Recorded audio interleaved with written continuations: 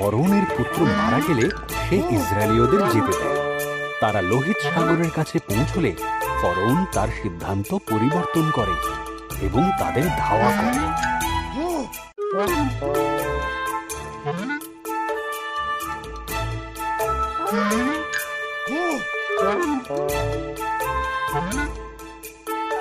ফরৌনের অশ্বরথ দেখে তখন খুবই ভয় পেয়ে যায়, কিন্তু ঈশ্বর মোশিকে বললেন তার হাতের লাঠিকে লোহিত সাগরের দিকে ওঠাতে।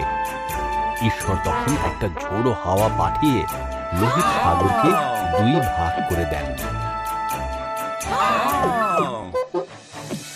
শুকনো একটা পথ তৈরি হয় এবং ইসরায়েলীয়রা সেই পথ ধরে হাঁটতে থাকে। তাদের দুই ধারে সাগরের জল প্রাচীরের মতো দাঁড়িয়ে পড়ে। তারা নিরাপদে সাগরের অপর পাড়ে পৌঁছে যায়। সৈন্যরা সাগরের মধ্য দিয়ে তাদের একই পথে ধাওয়া করে। ঈশ্বর তখন মোশিকে তার হাত ওঠাতে বললেন। তখন সাগরের জল পুনরায় নিজের স্থানে ফিরে আসে, আর ফরৌন এবং তার সৈন্যরা সাগরের তলায় তলিয়ে যায়। তাদের মরুভূমির মধ্য দিয়ে নিয়ে গেলেন। তিনি তাদের খাবার দিলেন এবং জল দিলেন। তারা সিনয় পর্বতের কাছে তাঁবু গড়ল, যেখানে ঈশ্বর মোশিকে বলেছিলেন পর্বতের উপরে তাঁর সাথে দেখা করতে।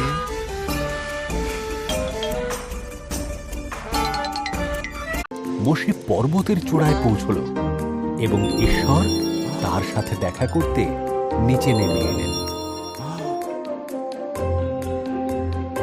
মোশিকে দুটি পাথরের ওপর খোদাই করা 10টি আজ্ঞা দিলেন। কোনো পরদেবতা আরাধনা করবে না, কোনো মূর্তি তৈরি করবে না, আমার নাম সম্মানের সাথে স্মরণ করবে, বিশ্রামবারকে বিশেষ দিন হিসেবে মান্য করবে।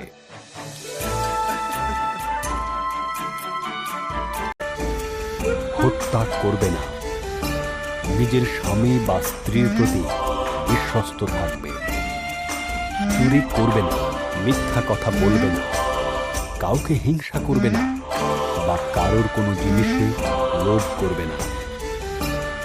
এখন তারা জানল কিভাবে ঈশ্বরের বাধ্য হতে হয়।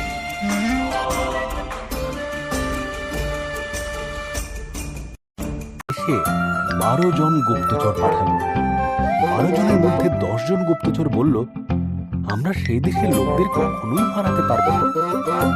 কিন্তু যেহোশুয়া আর তার সঙ্গে কালেব বললেন, ঈশ্বর আমাদের সাহায্য করলে আমরা তাদের হারাতে পারবই। বিশ্বাসহীন 10 জন গুপ্তচরের কথায় বিশ্বাস করল। ঈশ্বর বললেন, একমাত্র তোমার সন্তানেরা যেহোশুয়া। আর তাই 40 বছর মরুভূমিতে থাকার পর সেই সময় আসলো। সে গুপ্তচরকে জিরিহোতে পাঠালো। সেখানে রাহব নামের এক স্ত্রী লোকের সঙ্গে তাদের দেখা হলো। রাহব ওই 2 গুপ্তচরকে তার গৃহে লুকিয়ে রাখল এবং দেওয়াল দিয়ে নগর থেকে পালাবার পথ দেখিয়ে দিল। 2 গুপ্তচর এই স্ত্রী এবং তার পরিবারকে রক্ষা করার প্রতিজ্ঞা করল।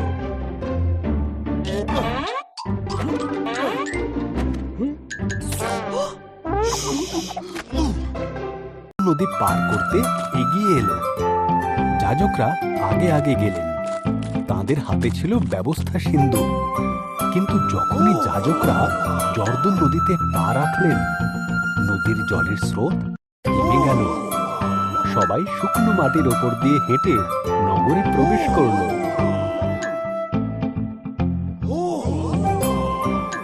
নগর।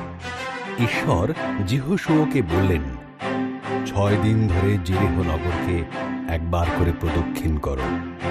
তারপর 7ম দিনে 7 বার প্রদক্ষিণ করবে। ঘুরতে ঘুরতে তুড়ি বাজাবে, চিৎকার করবে। দেখবে নগরের দেওয়ালগুলি ভেঙে পড়বে। বিশ্বাস করেছিল।